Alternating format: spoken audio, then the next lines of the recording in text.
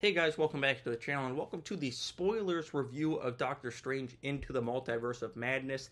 This is going up on Sunday, so if you haven't seen the film, well, what are you waiting for? It's Sunday. You got to go back to work tomorrow. You better get to the theater today. But if you have not seen the movie, you probably should stop watching this video right now and go check out my non-spoilers review of the film. That was my last video I put up here on the channel, so it's pretty easy to find. We are going to talk full spoilers in this. We're going to talk about some great cameos. We're going to talk about some deaths. We're going to talk about some character developments. So you have been warned. If you haven't seen the film, please do not keep watching this, but do make sure you subscribe to the channel and like this video, and then come back and watch it at a later time. Now, let's dive in. We're going to jump right into the Illuminati. Who are the members? Who are the members? Of course, we saw in the trailer, Baron Mordo is one of the members.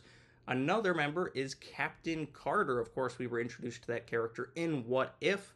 And then another one is Black Bolt. Not the same Black Bolt from that terrible Inhumans TV show, though. This one is a very much more comic accurate version of Black Bolt, also played by Anson Mount, though, who, what an incredible week for that guy. He gets to show up in this. His new show, Star Trek New Worlds, is getting pretty good reviews over on Paramount Plus, so big week for Anson Mount. Glad to see it. We get a version of Captain Marvel, or what's her name, Phosmos or something like that in the comic books, the Monica Rambeau rendition of the character. She is a member of the Illuminati. Her costume looked pretty damn cool. I think we will eventually see that evolution in the main 616 universe, which we do get the official title that the MCU is 616, which is dope to see if you're a comic book fan. And now, of course, we saw Patrick Stewart as a member of the Illuminati, and it's like the Patrick Stewart from, or the Professor X.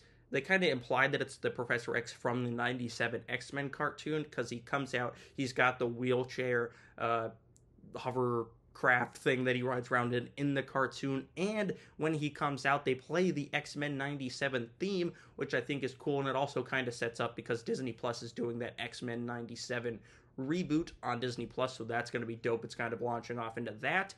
And then the big one that was speculated was Reed Richards. But who plays the Reed Richards? Is it the guy that played him in the Fantastic Four movies? Is it Miles Teller? Someone new? John Krasinski? Winner, winner, chicken dinner. John Krasinski shows up as Reed Richards. Doesn't do a whole lot. None of the Illuminati does a whole lot. They're there for basically one scene for dialogue and one big action scene where they all get slaughtered. They all get slaughtered.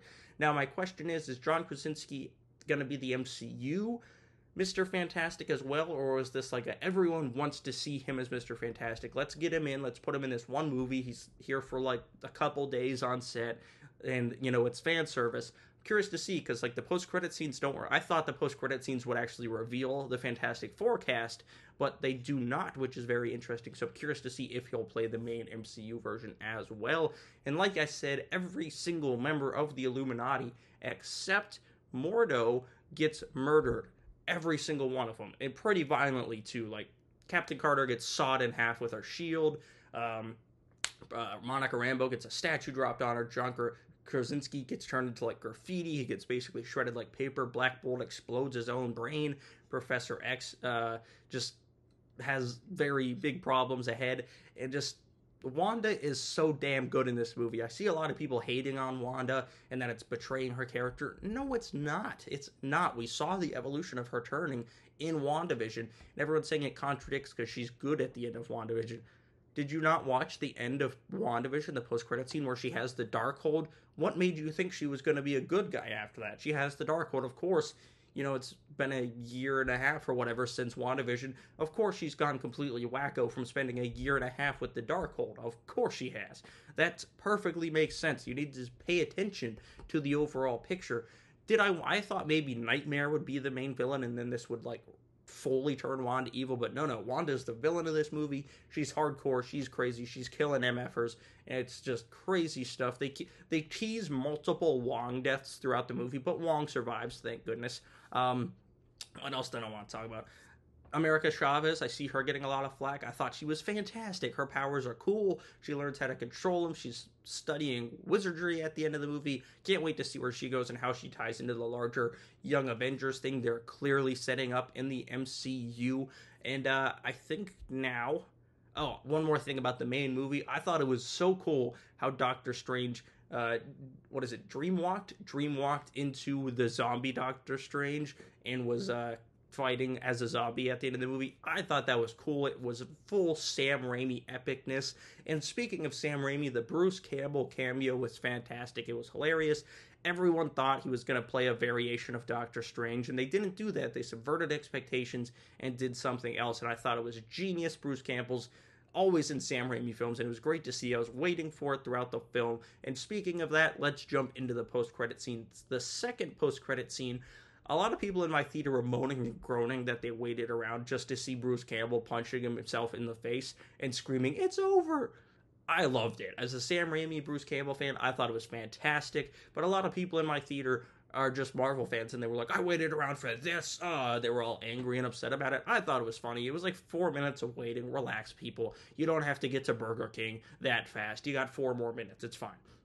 The other post-credit scene, however, is the big stuff.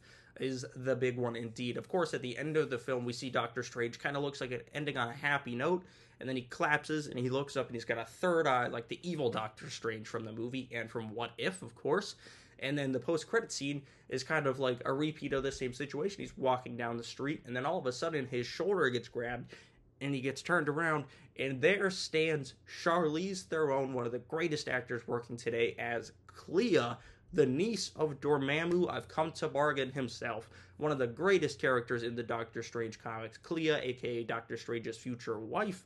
And she says that he's created an invergence, that they need to, go fix it. She opens up what looks to be the dark dimension. Doctor Strange, his third eye comes out, and they go and jump into the portal to set up, assumably, Doctor Strange 3. Which, again, I hope we don't have to wait years to see, because that got me so excited. I'm so glad Charlize is in the MCU, and that it's as Clea. That's awesome. Her and Benedict are going to be fantastic together.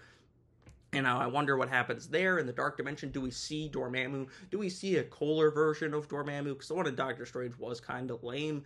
Is the evil Doctor Strange dream walking through our Doctor Strange because the third eye? We'll have to wait and see about all this speculation in Doctor Strange 3. And like I said in my main video, if you are going into this expecting to see Deadpool, Tobey Maguire, every superhero from past films, Ben Affleck's Daredevil, like if you're expecting all that, you're probably going to be disappointed, but no one told you to expect all that. That's not Marvel's fault. This is a very well-made film with some great cameos, some great surprises, and I loved it. I gave it an 8.5 out of 10 in my main video, and those are what I thought of the spoilers. I can't wait to see Doctor Strange 3 now. Easily jumps up right there with Shang-Chi 2 as one of my most anticipated future Marvel projects. Can't wait to see. Hopefully Sam Raimi returns to the director's chair. But what did you guys think? Let's talk about the post-credit scenes, the Illuminati, Wanda's full villain turn. Do you think Wanda's dead? I don't think she's dead for a second. Let's chat about it down in the comments below. Make sure you subscribe to the channel as well so we can keep growing out this channel towards 200 subscribers. Lots more Marvel stuff coming this week, so stay tuned for that. Thank you all for watching. I'll see you guys right here next time.